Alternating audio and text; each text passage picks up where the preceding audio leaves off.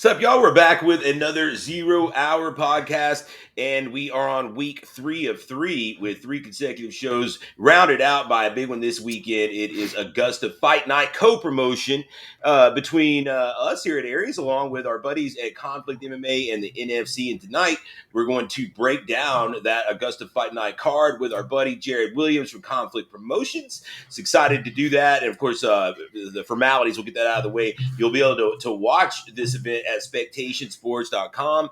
That's where the pay-per-view is. You get your tickets at conflictmma.com, and there's still some tickets available, Jared, if I'm not mistaken. Most of the stuff up front's gone, but still good seats. The Bell Auditorium's a great venue, and lots of great seats in there. Yeah, man, it's a fantastic venue. A lot of stadium type of seating, so you'd have a hard time finding a bad seat. VIP is sold out, like you talked about. We had 45 tables; those are gone. And the last I heard, there was 2 front row seats, and then after that, it gets real sporadic.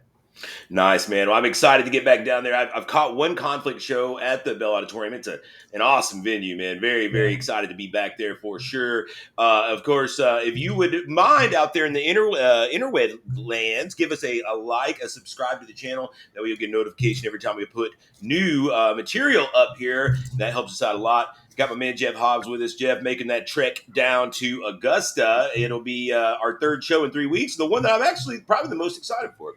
Yeah, well, definitely excited after 2 straight back-to-back weeks of putting cages up ourselves and humping it like that. So, yeah, I'm excited, man. Going to Augusta, going to try to get my green jacket while I'm there and see if I can, win my Masters while I'm down there. I don't know, man. But I'm excited, man, because like I said, this is almost kind of like a little vacay for us, kind of sit back and do some fun stuff, man. Tim, I think you and I are on commentary.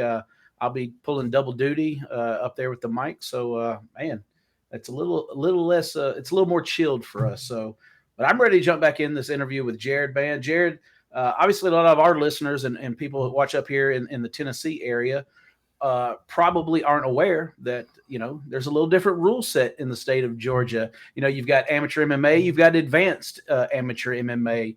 You've got different looks when the fighters come out on whether or not they have shin pads on.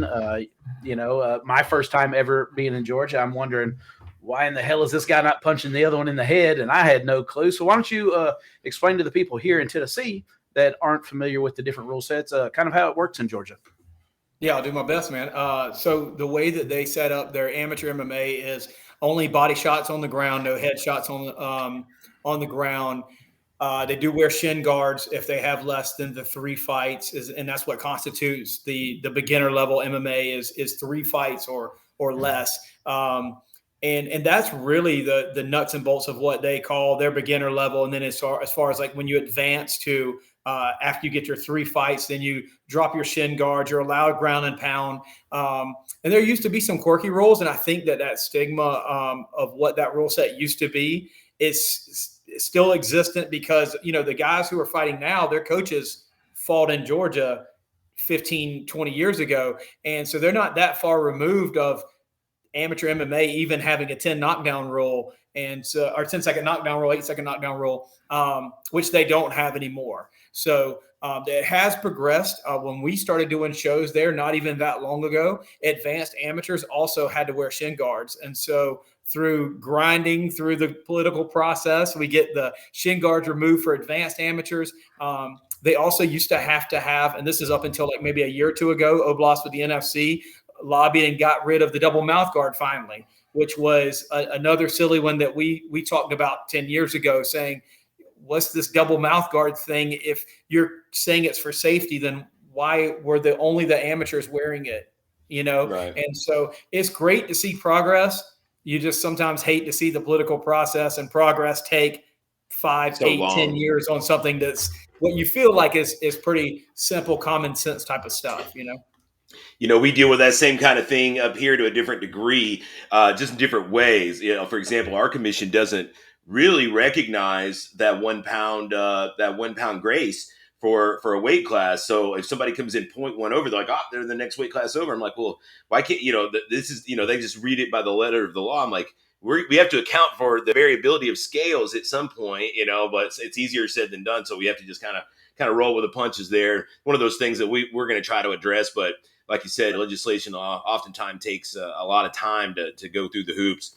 Let's jump into this card, my man. I'm excited to learn about a lot of these guys. We'll start off at the beginning, of course, and I'm gonna lump these first three together in the I guess we'll call it the preliminary portion of the card. We have 3 amateur kickboxing bouts that populate the amateur the kickboxing portion of this card. A lot of inexperience here, so I'm curious to see your take on some of these guys. Of course, you got a bantamweight bout with Lane Marsh debuting for Icebox MMA, taking on James Ward out of that Faglier's Kimpo karate school there in Augusta, who we're going to see a lot of them, of course, both those guys making their debuts.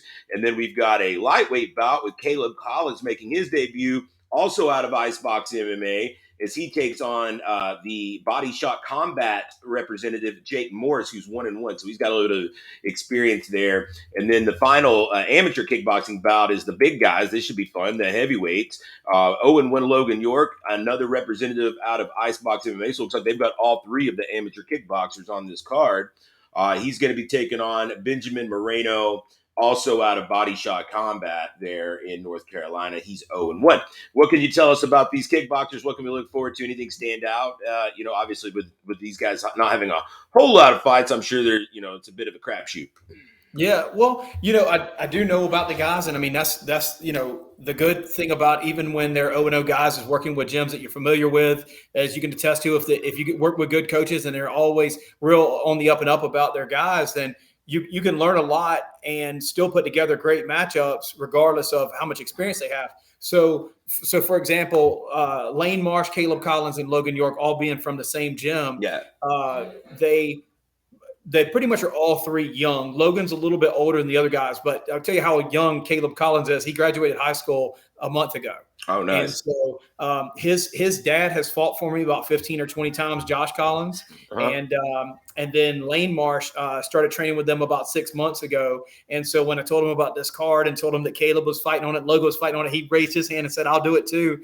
And, it's crazy because these guys have been around the scene since, Josh, Caleb's dad, for example, fought for us on like Conflict 3 or 4, right? Nice. And he recently fought for me on Conflict 50.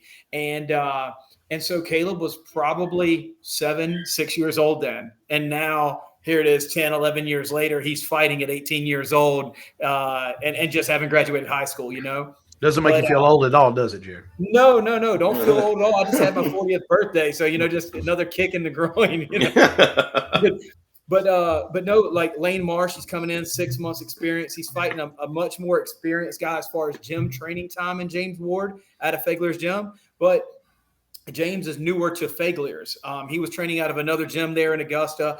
He had one kind of an exhibition type of bout. So they both are very inexperienced. But James is going to be one of those guys you don't miss on the camera. He's got a ton of hair. I mean, it's growing out of everywhere, man. And so he's like this tall, gangly kid who's just, looks like he could cross over as like half Chewbacca, half rock band kind of guy, And so, I wanted to start with them because I felt like that there's a good chance that one of them are going to really come out and press the action early, and hopefully both of them do, Yeah.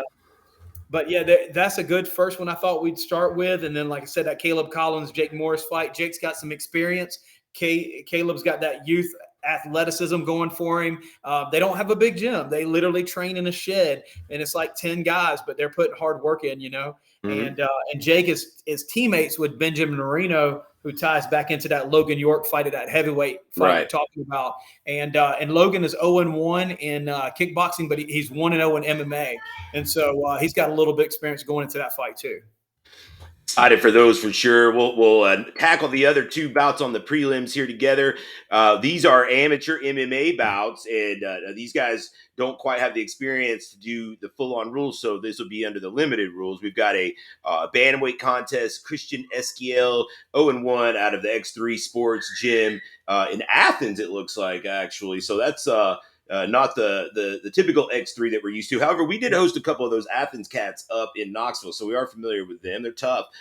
Taking on Michael Dunham, who's 2-0 already out of Grubel's martial arts down there in Augusta. Another team we'll see a lot of on this card. And then also on the prelims, MMA portion, featherweights, Tyree Washington, 0-1 out of Warrior Warehouse in Columbia, South Carolina, will take on Caden Cohen, who is 1-0, also out of Grubel's. What's the scoop on these?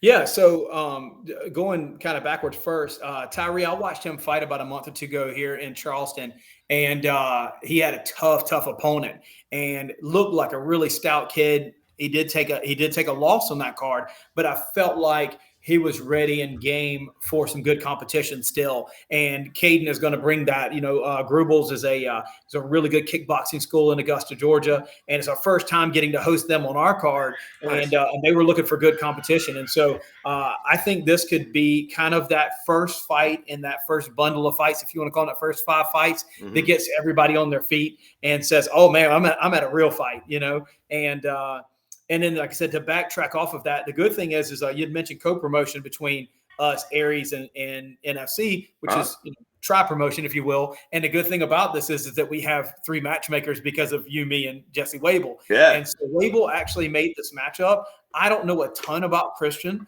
but we do know that, Michael Dunham coming from Grubel's good stand-up. And I think that's going to be a fun fight to get right there kicking off the show, too, with those guys.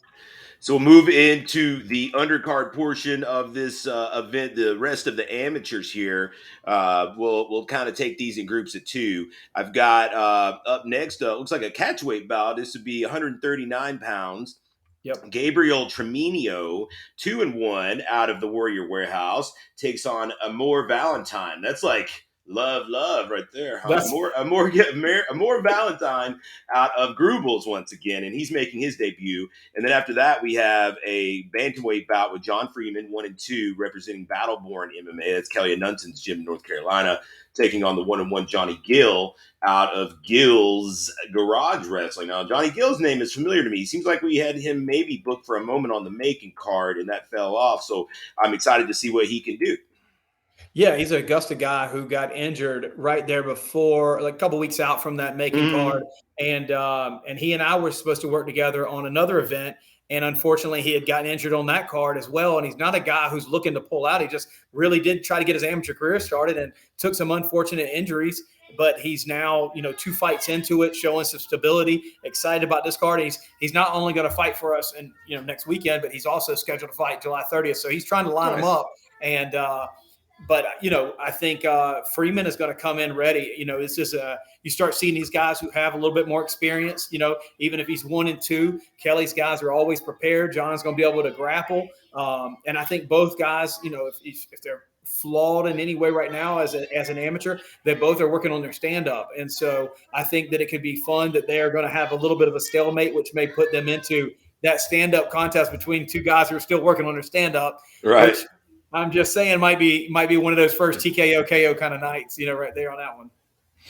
Up next, we have got a flyweight male bout here. Abraham Perez, 2-0 out of Knuckle Up Fitness there in Atlanta. That's another gym we're familiar with, of course. And he's taking on Corey Williams, also 2-0. This is exciting, out of Grubel's. And then, of course, after that, we have our female bout of the night, which is always nice to see female bout. And you guys do a really good job, Jared, of making sure that the females are always well represented on your card. We've got Wendy Anunson, 4-2, taking on Kirsten Pak, who is 0-1, but has an extensive Muay Thai background here. It's almost I've got like reverse records. It says here. Yep. You got Anunson at 4-2 in MMA, 0-1 Muay Thai. Kirsten Pak 0-1 MMA, 6-1 though Muay Thai. So it's kind of obvious that we've got that striking background for Pak there representing Fagliers, whereas Anunson out of the aforementioned Battleborn MMA. Yeah, and that's a great one to jump to because it probably has at least a little bit more conversation than some of these other ones. Because if you don't know, you would see that on paper and go 4-2 versus 0-1, right? But Anunsen actually wanted the fight in Muay Thai, and she's 0-1 in Muay Thai. And Pac said, "Nope, I'm not doing Muay Thai. I'm doing MMA." And I kept going, well, you'd be the favorite in a Muay Thai fight, right? And you're the underdog in an MMA fight, and it is your hometown. And Anunsen's just looking for challenges at this point, right? And so she took a Muay Thai fight on our last card against another girl who had 10 Muay Thai fights and lost by split decision. So she's trying to become more versatile, and she's a I don't want to say decorated wrestler, making it sound like she's college or went for Olympics or anything like that. But she is a very, very talented grappler that's up and coming, and her husband being a Ricardo Laborio black belt and Division II All-American wrestler, he's going to keep instilling that grappling background in her too. So I'm excited about this one because it's true. I feel like this is one of those ones where whoever can implement what they want to do has the upper hand. But can you keep Pac off of her back for 3 rounds? And or if you're Pac, obviously, can you defend the takedowns well enough to implement your stand-up for 3 rounds? Jeff, what you got on this one? Well, I just not on this one necessarily, but we've kind of reached that halfway point in the card. So yeah. Sometimes Tim and I look at a card and look at records, and we talk about that sneaky record, Jared. So up to this point, you got a lot of these beginners 0-0, 0-1, 1-2, and 0-2. Who's got the sneaky record on this this first part of the fight card? Who's that guy whose record does not really show what he's capable of? I think that right now, if I had to go through those first 9, I'm really going to look at that fight with Tyree Washington against a guy, Caden Cohen. You're seeing that 0-1, but I do feel like that kid's got he's got a heart of a lion. He really is going to come out there and try to scrap. And I think that could be a fun, exciting fight since the last guy really weighed on him with the wrestling and things like that. And I think that Caden is going to come in with that more full game approach. And so I really like that fight, and I like what Tyree's upside could be. Yeah, we find guys all the time, and you look on paper and you go, he's 0-2. But if you really dove deep into it and you looked at who his 2 opponents were, you're like, man, that is a sneaky record for somebody. That's actually the next fight. If we have went one more fight, it's Sammy Klepak is the record that doesn't make any sense. And so I don't want to go ahead and run on in. Yeah, let's get on in. Yeah, let's hear about it. This is our first advanced correct amateur fight. So we got we're opening up the rule set, if you will. Featherweight Samuel Klepak 1-3, as you say, is a deceptive 1-3 out of ATT Asheville in North Carolina, taking on Cameron Day 2-2 out of Grubels. Hit us with it. That's right. And so the thing about this fight is that you've got that Grubels background, you've got that kickboxing coming in, and it looks great on paper because the records aren't that far apart. And then you would look at Sammy and go, well, 1-3, the kid's struggling. But dude, he has fought some really, really good kids, and he just turned 18. So he was 4-0 in kickboxing, coming up even as a 15, 16, 17-year-old. When he was 17, he took on a guy who's 21 years old, really talented guy out of Joseph Creer's gym down in Columbus, Georgia, won that fight, and then turned 18 and made his MMA debut. But the key for their gym is they just take fights. So they're not looking for, is your guy a wrestler? Is your guy a stand-up guy? So he has taken on wrestler after wrestler after wrestler, and it's and that's been his weakness, right? And they're not saying, well, we'll take 3 strikers from now. They're just saying yes. And so I think it might be the first time as an amateur that he finally gets somebody who's going to want to stand with him. Okay. And he has got some really sneaky, cool stuff, man, as an amateur fighter. And his opponent is a really solid guy too. And so I really hope that we get to see that back and forth, high level amateur stand up that looks like, man, these guys they look like they're close to going pro. And then you find out that he's 18 years old with 4 fights, Right. So the amateur main event. This is our top amateur fight on the card. Also at featherweight, and we've got Joshua Alexander in this one, 2-1 out of Savannah Combat Club, taking on TJ Mitchell, 5-2 out of Failures here in Augusta. I remember a few weeks ago we were kind of struggling to get TJ Mitchell matched. He's a bit of a beast. You had reached out to myself and Jesse to try to get this one filled, and we were struggling a little bit with it. So I'm assuming that Joshua Alexander is up to the task. He is, man. He fought down there for Richard Cox a couple times in Florida, and then he just recently fought for us in Charleston. He's got some Muay Thai fights under his belt as well, but his last fight in Charleston was on Conflict 50, and he knocked the guy out pretty clean, and kind of talented all over. He's following under Stephen Bass, his head coach. Stephen, Ultimate Fighter guy, I think probably in his career 8-1 or 9-2, something along those lines as a pro. And so he's getting the right instruction, and he's got some good raw talent. And, it'll be his fourth amateur MMA fight. And, I tell you what, man, he's coming up from 35. And that's what, you can tell right there. Like, if he's coming up from 35 to meet a guy like TJ at 45, what his coach thinks about his ability.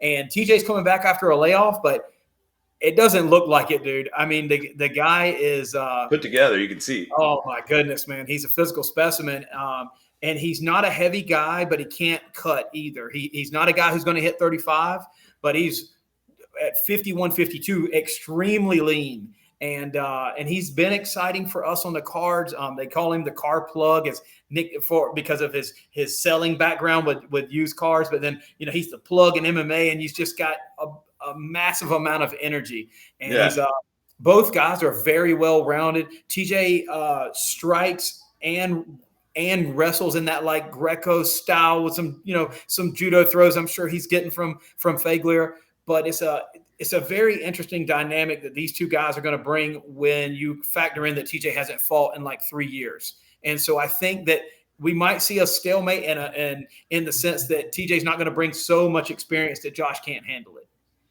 Let's get to the nitty gritty of this card. The pros, opening it up. This is, we'll have a little bit more insight onto these, more guys that we're familiar with that have fought up in our neck of the woods. Yep. We've got a 135-pound bout up next. Austin Carter out of North Knox Ishinru up here in my neck of the woods, Knoxville, Tennessee, taking on the debuting Malcolm Wellmaker out of Fagliers. A much anticipated debut for Malcolm Wellmaker. Jeff, I'm going to get you to weigh in on this one first. Now, we've had the pleasure of seeing both of these men compete in the last, 4 months or so. So we've seen both. Carter, he's that grinder, man. He's got really good wrestling, state champion wrestler out of Wyoming. Just very unassuming type guy, but once he gets in there, he's hard to move around. Wellmaker, of course, no secret, one of the best amateur prospects probably in the nation, certainly in the South. We saw him at the Macon show, looked like $1 million out there over Earl McKinney, a guy who's come on in and actually won our title since then. So we know Earl's a stud.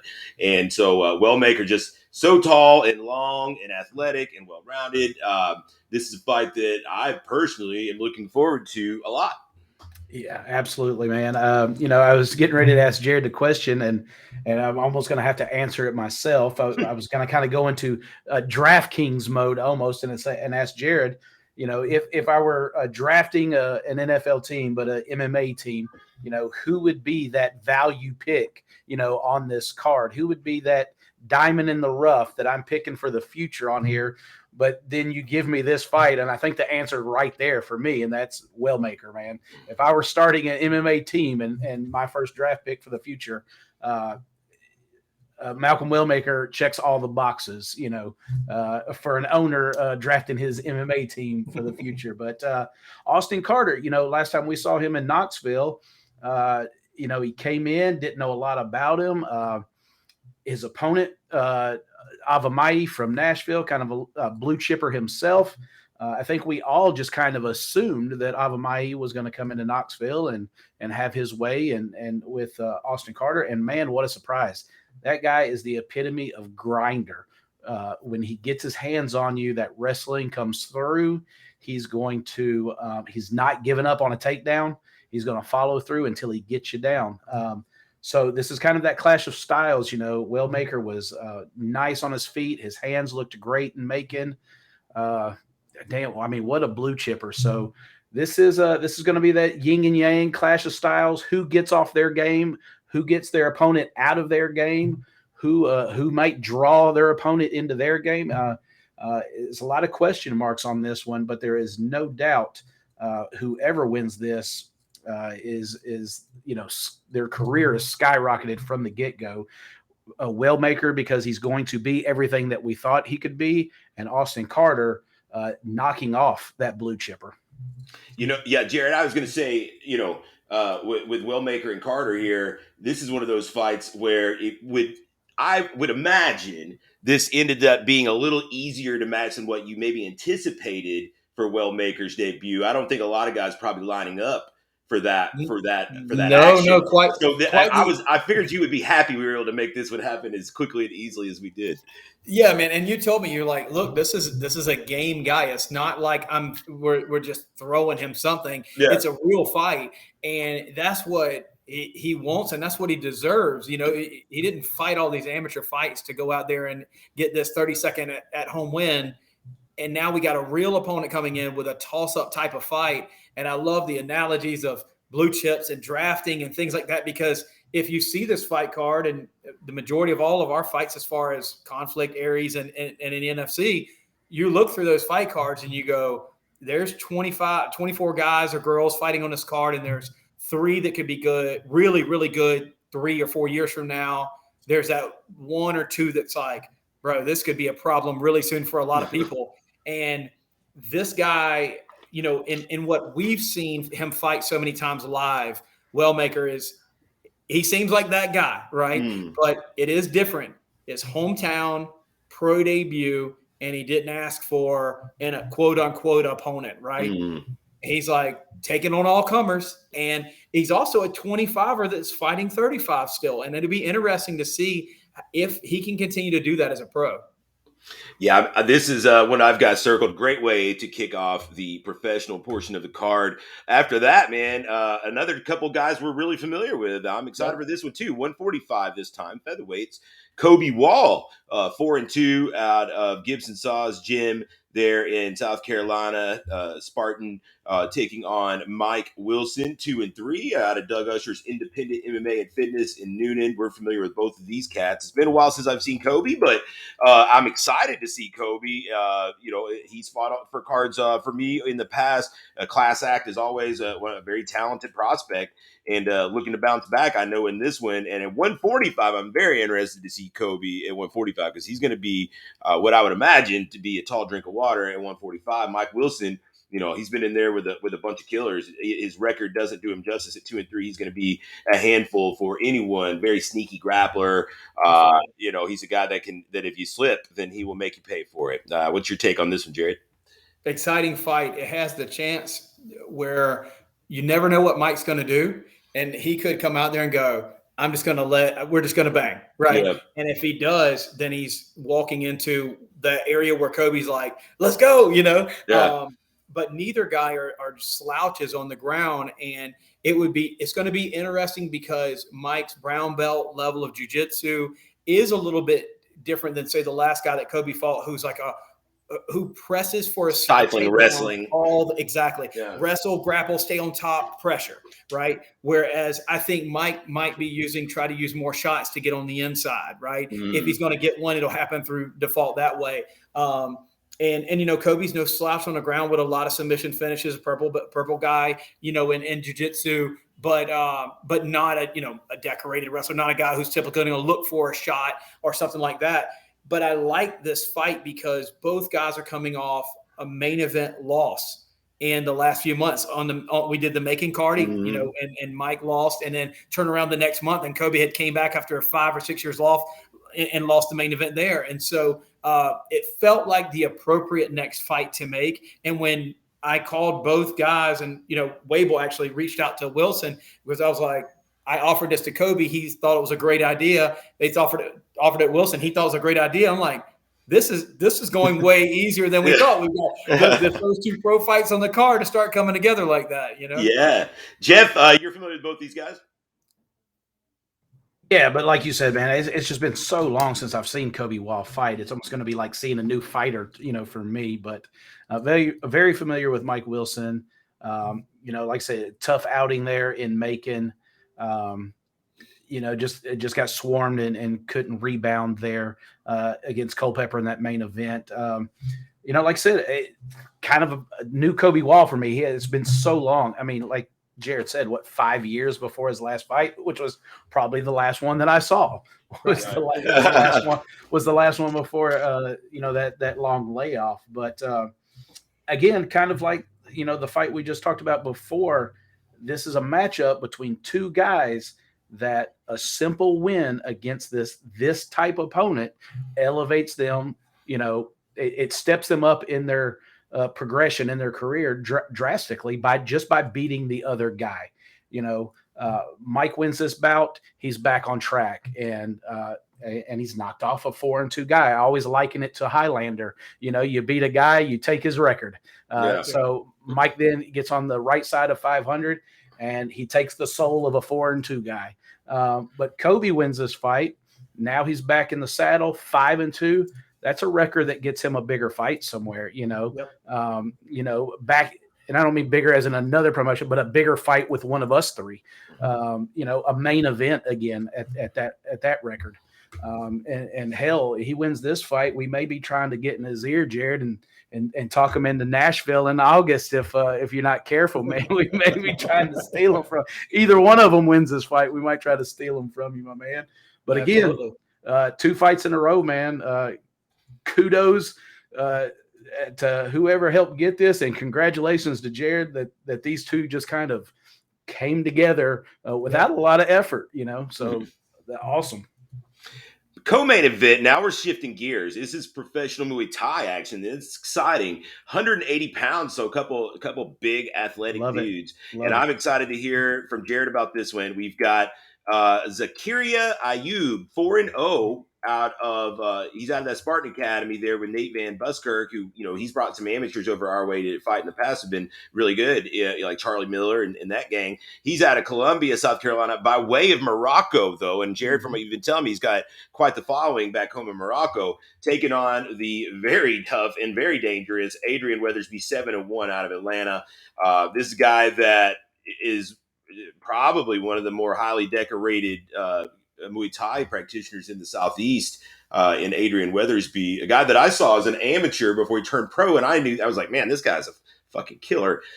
He really is, and I'm not familiar with our Moroccan friend though. I'm hoping you can fill us in on more on him. Yeah, man. Zach is one of those ones where I was like, I don't know what was going to happen with our main event.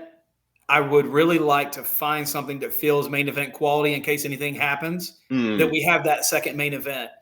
I really do feel like this is that second main event, and it is in that co-main event spot, but it feels like it could headline a card in the Southeast with no problem. And this kid is he's a fireball, dude. And he's got a massive following, like we talked about over in Morocco. So they'll be tuning in online and watching that. They're massive supporters. You post anything on social media. What did you say, Jeff? PPVs, man. PPVs. Yeah, exactly.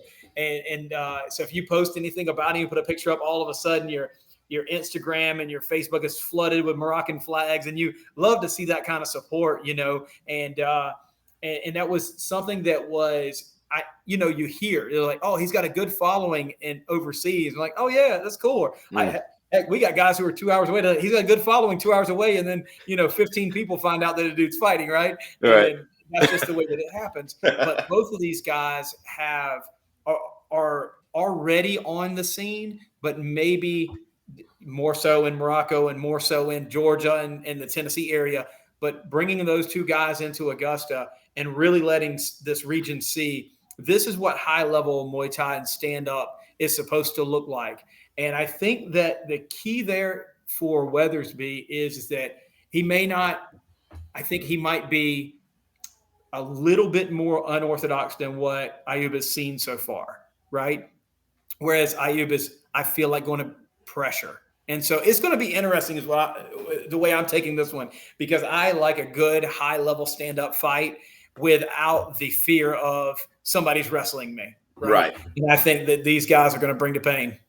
This feels like it's going to be very violent to me. Yes. Especially with them being like bigger, more strapping dudes. It's not like we're talking about 35ers out here. These guys are 180 pounds, professional athletic specimens. So I'm stoked for this main event. Man, this is another good one, Jared. This is one to be excited for here. We've got Jason Faglier defending his home turf there in Augusta. Faglier's very heavy presence on this card, rightfully so. 6-3 as he takes on young Alexander Shink, 2-1 out of Jeff's neck of the woods up in Clarksville, Tennessee. Harris Holt Martial Arts Academy, who'll be there cornered by Jacob Kilburn, who will be in our co-main event in Nashville, actually. So we've got some ties here to this one. Shink steps in on, I guess, what are we at, Jared? He stepped in on about a month's notice, I suppose. Let's say 4 weeks, it felt like. Yeah. And this is going to be fun, man. This one is one of those fights where, to me, it's kind of like technique and skill versus like raw freaking dog. Like, you better buckle your seatbelt and get ready to strap it in. Jared, your take on this one? I'll go to Jeff after this and get his as well. Yeah, I don't want to backtrack too much on the main event, but we had another main event, and that's how we get that 4 weeks out notice. And it was a 6-4 pressuring guy up in Charlotte who I felt like was the right fight for Jason to come back against. Not saying the right fight, win or lose, but the right fight in that it wasn't what Shink brings, right? I feel when we talked about this fight, I think there was like 6 or 7 different options that I'm like, even at 2-1, this is a very, very tough fight, I feel like, for Faglier. Not win or lose. It's just going to be a grinding type of fight is what it feels like. It doesn't feel like we're going to see a first-round finish. I've been surprised before, but this feels like somebody's going to have judges in their favor, and that's how that fight's going to be finished. And I know that Shink could have very easily been 3-0. And so if we said it's 3-0 versus 2, instead of him being 2-1 versus 6-3, I don't really feel like it would make a difference at this point. He's going to bring what he's going to bring, and he's going to bring it for sure. With that arguable loss being to Amun Cosme, who's the top prospect, he gave Amun all he wanted, So that I think really kind of raised his stock in my eyes. But hey, man, you got to figure Jason Faglier is going to really be looking to perform at home. He's performed under pressure before, and looking not to let Shink steal that thunder. Yeah, absolutely. What's your take on it, Jeff? Well, I mean, I'm not real familiar with Faglier. This will be my first introduction to him, but I can definitely echo the sentiment that the 2-1 record of Shink. We talked about sneaky records, and I think that's one of them right there. You look at it and you say, oh, he's only had 3 fights and one of them was a loss. That's a sneaky record. This kid is technical. He's good. So hearing the stories about Faglier and knowing what I know of Shink, this one's got me interested and exciting. It perked my ears up when Tim told me that, Shink, because Shink is somebody that has been in contact with us about August, and he wasn't willing to wait till August. He wanted to fight now. And so when he stepped in, again, it perked my ears up because now I get to see Shink fight again. And same story, third verse, same as the second and first for me is, again, if Shink comes out of this fight with another win and is sitting at 3-1 and knocking off a dog like I hear Faglier is, what's next for him? I mean, everybody that comes out of these 3 pro fights has got such an upside with a win. You don't see that on every pro fight on a card. Sometimes you might see 1 or 2 like that. When the might whole see some, nice. Like, oh, well, this is a good fight. It's very rare that you look at every fight on a pro card and just go, every winner on these pro fights is catapulted probably the way that it'll catapult these 3 guys, these 3 winners, whoever they are. Yeah, if you're going to draw up when you do a tri promotion type of thing, and you get done with it, and you go, well, did that really matter? Like, did that event need to take place? but then you see this type of fight card and you talk about the impact it can have for so many guys at a professional level. This is why and how you do this. These fights come together. Mike Wilson, being an NFC guy, if you want to say it like that, gets brought over by the NFC, and Kobe being a conflict guy, and Shink, like you said, is working with Aries and going, hey, well, what about Fagler over here in Augusta? And he's kind of a conflict Augusta guy, but everybody gets something out of this in the sense that they all can have a very impactful fight, win or lose. And Jason's going to go out, recently having had a kid, fought several times for us in his hometown, win and losses in his own hometown. And Fagler's a good guy, like and just a good human. He's the guy who is going to fight very violently in the cage, get done, and grab the microphone and invite everybody out to go to church with him on Sunday morning, right? Mm-hmm. And that's just how he is. And he's been that way since I've been working with those guys. And I love that they're looking for these fights, and when Shink raised his hand, I'm like, and then they said yes. I was really like going, oh my goodness, like, how do we fall from one thing to a better situation from a matchmaker standpoint? And honestly, truthfully, it seems like all of these pro fights have come together without much. We didn't have to twist too many people's arms. That it's not like you had to go through just this laundry list of opponents before you finally got something to stick. For the most part, we got this shit together pretty quick. Well, I like what you said, Jared. It was usually you look at it and say who's going to shine. There's enough shine in these three matches for everyone. I mean, there's shine for all three promotions. There's shine for all six opponents or all six competitors in it, win or lose. There's enough shine for everybody in these three. I don't, no one's going to come out a loser. It feels like out of these three matches, and that's including the pro Muay Thai bout. So it's really 8 guys. And would Weathersby feeling like an NFC guy just because he's in the Atlanta area? Yeah. I know he's being kind of like thrown onto the scene with Zach from Morocco, but he can very quickly become. I mean, he doesn't even have a permanent license for the United States yet. You know what I mean? So he's coming in and like, hey, who's the top fish around here?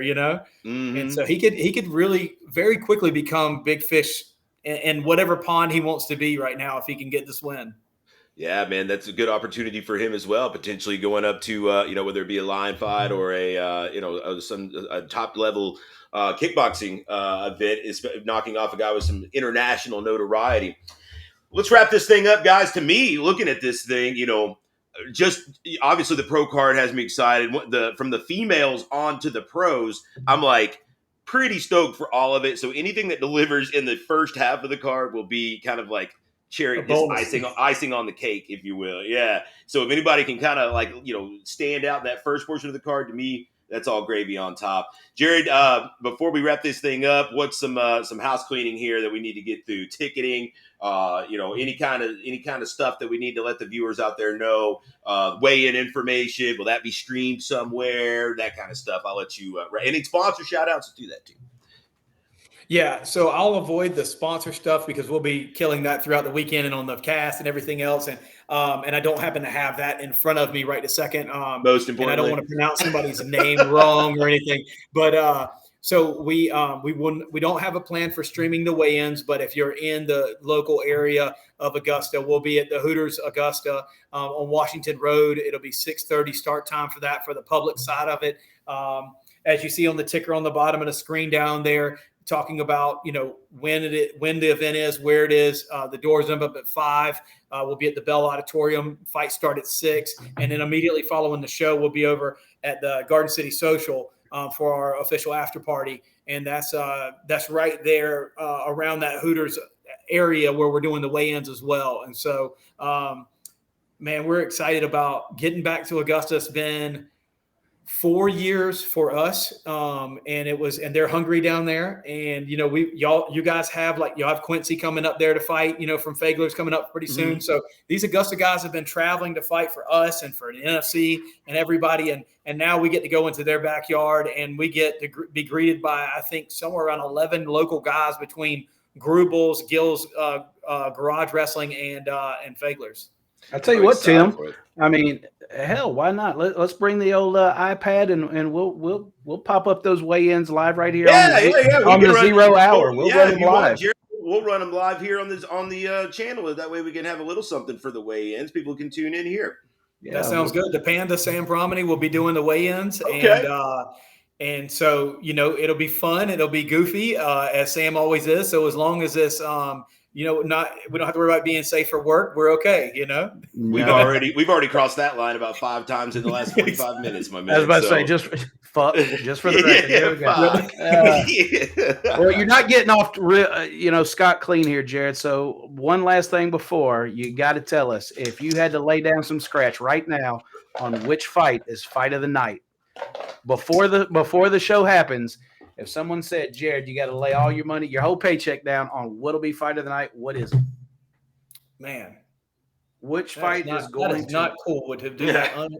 I'm just going to go with my gut, and I feel in my gut that it's that pro Muay Thai fight. That's the one that I feel like is going to. The fans don't know they want it until they have it. Yeah, I like it. The fight you didn't know you needed until you got it. Well, it was the wrong answer, Jared, because what we do is we dissect every fight on our card and we end it with that's probably going to be fight of the night, and then we go to the next single one. And we do it on every single fight. We cover our bases. Jared, wrap us up with what's the conflict plans here? What we got next? Like, is there what should people be watching for after this Augusta Fight Night, and also where can they follow along for more information for the comings and goings of Conflict MMA? Yeah, not only Conflict, please follow Aries on Facebook. Please follow NFC. I know they're both on Instagram and Facebook. You guys are on Instagram as well.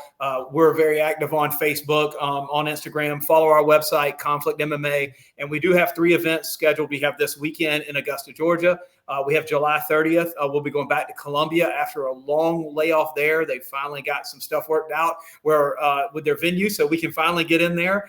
We've been trying for years, and we're back in the saddle at Jamil Temple. And then August 27th, we're going to do our first ever all-female card in Charleston, South Carolina. As far as I know, it's the first in anybody's show around here, doing all female. Fingers crossed we can pull it off. We're around 10 bouts in right now, and it's looking good, but it is females. And so if there's any females or coaches that know anybody and wants to fight on the card that's in this regional area, we'll be glad to bring you in, put you hotel and travel. We'll give you that.